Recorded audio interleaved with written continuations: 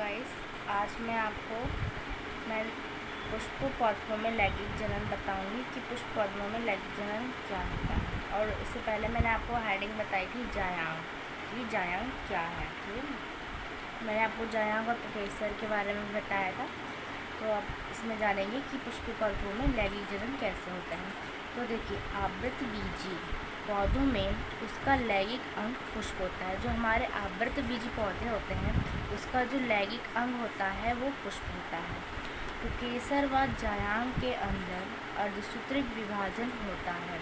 हमारे जो पुकेसर और जायांग होते हैं उनके अंदर आधा आधा विभाजन होता है, मतलब अर्धसूत्रिक। उसके क्रमशः मतलब उसके पश्चात परागकण व महाबीजाणु का निर्माण होता है।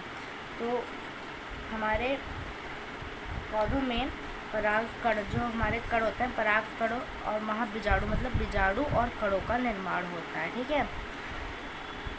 परागकण से पॉलन ग्रेन मतलब नर युग्मोदित तथा महाबीजाणु से मादा युग्मकों दलित बनता है।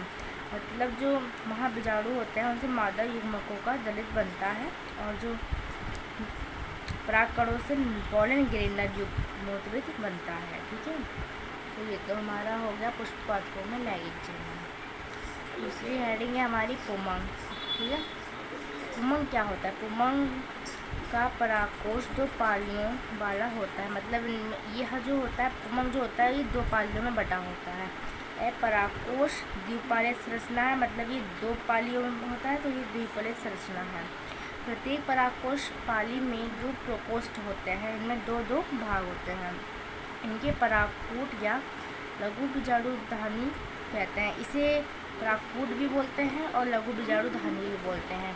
इसके अंदर परागकणों का निर्माण होता है। मतलब जो पुष्प के एंडोसियम के अंदर परागकण होते हैं, छोटे छोटे कण होते हैं, उनका निर्माण होता है, ठीक है। तो ये देखिए यहाँ पे संरचना बनाई है, परागकोश की संरचना। तो ये देखिए, ये हमने यहाँ पे 2 भागों में बांटी हुई है। ये है एंथर, ये परागकण है, ये इसके अंदर ये परागकण है, ये पॉलन ग्रेन है, इसको बोलेंगे पुतंतु, ये लिन ऑफ डाइसेंस है, ठीक है। हमें इसको अगर हम काट देंगे यहाँ से तो ये 2 भागों में विभाजित हो जाएगा, ठीक है। तो मैं आपको बताती हूँ ये 2 भाग में कैसे विभाजित होगा। देखिए, हमने परागकोश की संरचना को जब बीच में से काटा तो ये 2 भागों में विभाजित हो गया। ये इसको जब हम बीच से काटेंगे, जैसे शिमला मिर्च होती है ऐसे उसको अगर हम बीच से काटते हैं तो उसी हिसाब से बता रही हूँ मैं आपको। जैसे हम किसी हरी मिर्च को या किसी भी चीज़ को काटते हैं तो उसके अंदर का जो सिस्टम वाला भाग होता है वो बाहर की ओर आता है। तो ऐसे इसमें जब हमने परागकोश की संरचना को बीच में से काट दिया तो उसके 2 भाग बाहर आए, ठीक है। तो देखिए, इसके अंदर जो कण होते हैं ये इनको बोलते हैं टैक्सीटम, और इसका बीच का भाग होता है उसको बोलते हैं संयोजी। ये बाहरी भाग जो होता है उसे अंतरास्वना बोलते हैं, और ये वाला नीचे का जो भाग होता है इसे अंतस्वयं बोलते हैं, और ये जो इधर का भाग होता है इसको ऊतक बोलते हैं। ये वाली जो परत होती है ऊपर वाली इसको हम मध्य परत बोलते हैं। और इसको जब काटते हैं तो इसके बीच में कई सारे हमें कण मिलते हैं। ये देखिए, ये परागकण है, ये है अंतत्वचा, ये अंतस्थयी, ये है मध्य परत, ये है लघु बीजाणु, ये लघु बीजाणु है, और ये हमारा कैपिटम है।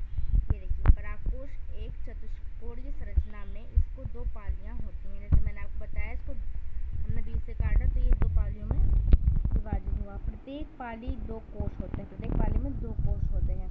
नीचे कोने पर एक एक लघु बीजाणुधानी होती है। ये देखिए, एक एक कोने पर लघु बीजाणुधानी है जिसे माइक्रोपोर या परागकण का निर्माण होता है। मतलब इसी से परागकण का निर्माण होता है।